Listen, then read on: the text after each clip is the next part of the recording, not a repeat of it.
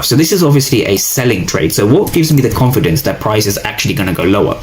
So I want you to stop this video and ask yourself, right? The market targets only two areas, right? One of two areas, usually both. What are they?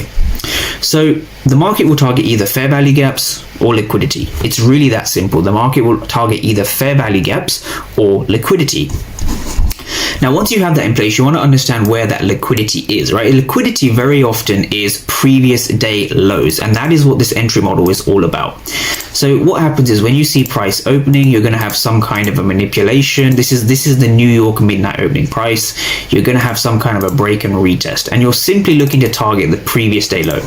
So the previous day low will be somewhere down here. So let me label that in red.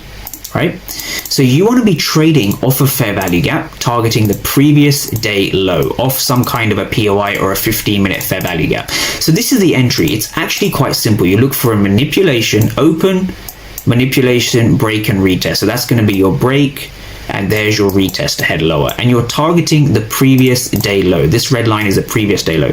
So in this case, it's actually the previous day low from Friday. And the reason we're using Friday's liquidity is there's a couple of reasons for that. When you're framing a trade, if you know where price is likely to head to, that gives you, or at least it gives me, more confidence in deciding whether to go long or short. Obviously, order flow is the final confirmation of that, but we are going to be breaking down why it's so important to use fair value gaps and liquidity in this entry model.